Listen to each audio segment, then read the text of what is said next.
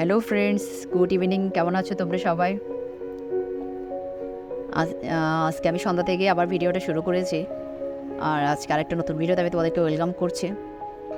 আসলে বৃষ্টি তো অনেক দিন পড়েছে, এখন আবার চড়া রোদও উঠেছে, তো সেই আবার গরম। আসলে মনে করেছিলাম যে বৃষ্টি হলে কিছুদিন হয়তো ঠান্ডা থাকবে। বৃষ্টিও মোটামুটি পড়েছিল, এত খুব একটা কম পড়েনি। কিন্তু দেখো, বৃষ্টি পড়লেও ঠান্ডা আসেনি, গরম পড়েই যাচ্ছে। গরম আরও মনে হয় একটু বেড়েই গেছে। গরমের মধ্যে কাজ করাটাও আসলে অনেক কষ্টের। যারা আমার মতো ঘরের বউরা রয়েছে তারা তো বলতে পারবে এই গরমে ঘরের কাজ করা কতটা কষ্টের। কষ্ট হলেও করতে হয়, কারণ বউ হয়েছে বলে কথা, মেয়ে তো আর নেই। মেয়ে থাকলে, যখন মেয়ে ছিলাম তখন কাজ করতে হতো না, আসলে সব কিছু মার উপরে দিয়েই চলে যেত। মেয়েদেরকে মারা এমনি খুব একটা কাজ করতে দেয় না, কারণ ওটাই যে বিয়ে হলে তো কাজ করতে যাবে, শ্বশুরবাড়িতে আর বসে বসে খাওয়াবে না, তাই না?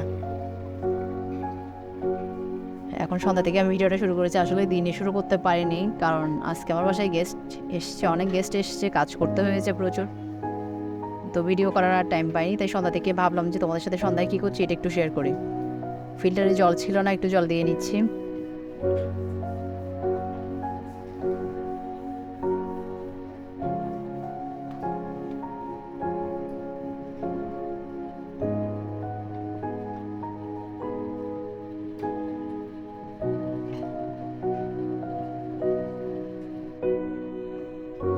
সন্ধ্যা হলে আমার মাছরাও আমার জন্য ওয়েট করে কখন খাবার দিব। ওদেরকে একটু খাবারটা দিয়ে দিতে হয়, ওদেরকে তো 2 টাইম করে খাবার দেওয়া হয়। তো নিজেরা খায় আর ওদেরকে না দিলে কী করে হবে বলো? তো ওদেরকে একটু খাবারটা দিয়ে নিচ্ছি। আসলে সময় পাচ্ছি না, মাছ কিনতে যেতে হবে, মাছটা মরে গেছে। এখানে 4টা মাছ ছিল, এখন শেষ পর্যন্ত একটা দিয়ে এসে ঠেকেছে।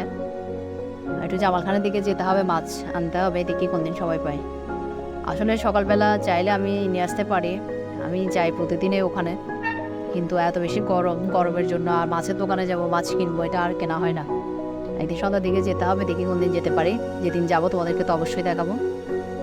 টাইম পেলে যখন অ্যাকোয়ারিয়ামের সামনে বসি তখন আসলে মনটা খারাপ থাকলেও ভালো হয়ে যায়, এদেরকে দেখলে মনটা ভালো হয়ে যায়। খুব একটা পছন্দের জিনিস আমার।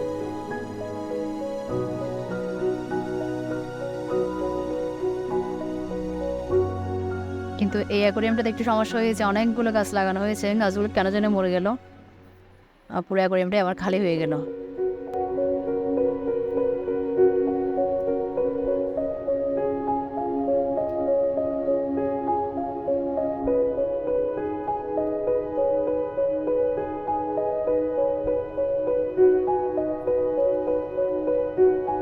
হাজব্যান্ড বাজারে গিয়েছিল, এই আসার সময় ও অনেকগুলো বিস্কিট নিয়ে এসেছে। এখন এগুলো যদি কৌটোতে না ঢুকাই তো সেগুলো আবার নষ্ট হয়ে যাবে, তাই সেগুলো একটু কৌটোতে ঢুকিয়ে রেখেছি। ওদিকে মেয়েকেও পড়তে বসিয়েছি, মেয়ে পড়াশোনা করছে, আর এর ফাঁকে আমি টুকটুক করে কাজগুলো সেরে নিচ্ছি।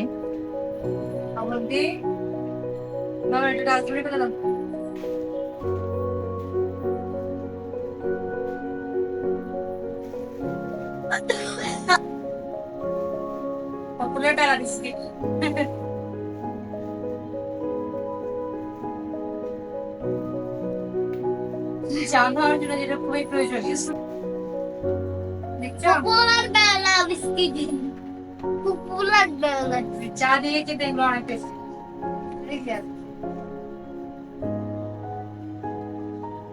নোনতা বিস্কিট, লঙ্কা বিস্কিট অনেক বিস্কিট আনা হয়েছে লঙ্কা বিস্কিট পান্তা বিস্কিট চা দিয়ে খাওয়ার জন্য আর কি, চা দিয়ে খেতে এগুলো লাগে। লঙ্কা বিস্কিট গরমকালে না একটু পিঁপড়ের উপদ্রব বেড়ে যায়, তো এগুলো যদি আমি এখন গুছিয়ে না রাখি সবগুলোতে পিঁপড়ে এসে যাবে, তখন আর খাওয়াও যাবে না, তাই এগুলো একটু করে নিচ্ছিলাম। আমি কাজ করছি দেখি মেয়েও, ওরা আসলে মেয়ের তো পড়ায় আর মন বসছে না, ও সামনে না থাকলে পড়তে চায় না। আমি কাজ করছি, ও এসে একটু উঁকি মেরে দেখছে, তাই ওকে দিয়ে একটু কাজ করিয়ে নিচ্ছি। চা দিয়ে বেলা বিস্কিট খেতে ভালোই লাগে, তাই না বলো? পপুলার টোস্ট, বেলা বেলা বিস্কিট এগুলো চা দিয়ে খেতে ভালোই লাগে।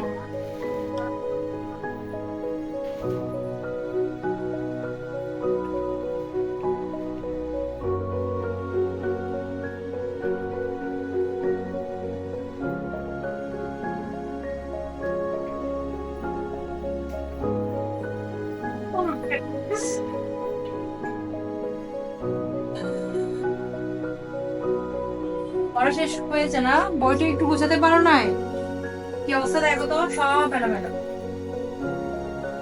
আমি একটু গুছিয়ে রাখি, তুমি তো গুছাওনি, সব মার জন্য রেখে দাও না। ওইটা একটু গুছালে কি হয় মা, নিজের কাজ নিজে করতে শিখবে। সব এলোমেলো করে রেখেছে, প্রত্যেকটা জিনিস এলোমেলো। মেয়ের রেজাল্ট দিয়েছে, দেখো আমার মেয়ের রিপোর্ট কার্ড এসছে। মোটামুটি ভালোই করেছে, তবে আরো একটু ভালো করতে হবে। অনেক কষ্ট করেছি, যেভাবে কষ্ট করেছি সেরকম ভালো করেনি, মোটামুটি করেছে। পড়তে বসেছে সব এলোমেলো, পড়তে বসলে ওর দেখছো ডলও লাগে, মানে স্থির হয়ে এসে পড়বে না।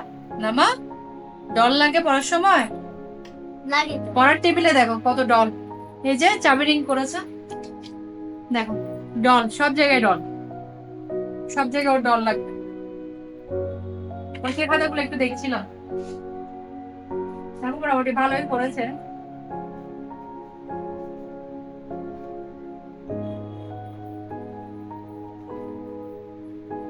বাবা দুষ্টমি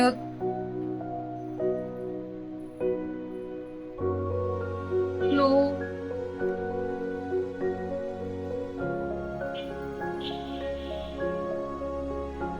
মোটামুটি করেছে, কিন্তু এর থেকেও ওর ভালো করার কথা ছিল। কারণ হচ্ছে তার পিছনে অনেক পরিশ্রম আমি নেই, তো সেই হিসেবে সে করতে পারে। তো তোমরা একটু প্রে করে যেন আর একটু ভালো করতে পারে। একটু গুছিয়ে রাখছি। কলম কোথায় দেন, কলম কোথায় ফেলেছে? মানে কলম তো কলম শেষে নেই। নিচে। কলম নিচে থাকা জিনিস বলো। হ্যাঁ, কলম তো নিচে থাকা জিনিস। আমি একটু গুছিয়ে রাখি, গুছিয়ে রাখতে আমার ভালো লাগে। প্রথম পড়া শেষ করে গেছি, আরো সব না গুছিয়ে চলে গেছে। কারণ আমাকে স্টিকারও রাখতে হবে। দেখো পড়ার টেবিলে স্টিকারও আছে, পড়ার টেবিলে কি নাই? এখানে নাই যে, এখানে একটু দেখো কত, এখানে পর্যন্ত ডল। পড়ার বুকেও ডল আছে, আমার বুকেও ডল।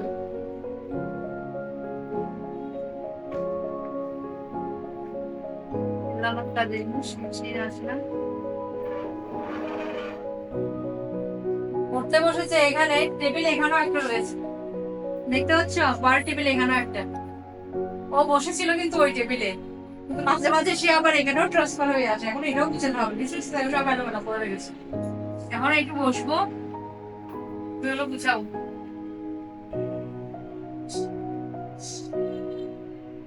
তো ফ্রেন্ডস, এগুলো এবার একটু গুছিয়ে নিই, তোমাদের সাথে আবার একটু পরে কথা হচ্ছে।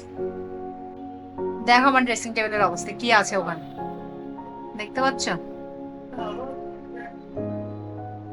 মানে মেয়েদের সাজগোজের যেটা মেন জায়গা আর কি, মেয়েরা যেটাকে সবচেয়ে পরিপাটি করে গুছিয়ে রাখে।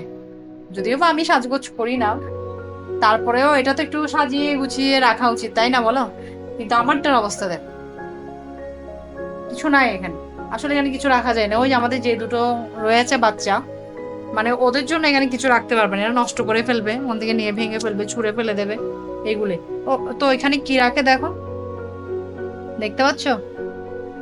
এগুলাই হচ্ছে আমার ড্রেসিং টেবিলের জিনিসপত্র, এগুলোই থাকে। এখানে কোনো খেলার অভাব নেই, এখানে পর্যন্ত খেলা রাখতে হবে, সারা ঘরে তো খেলা রয়েছে, দেখতে পাচ্ছ?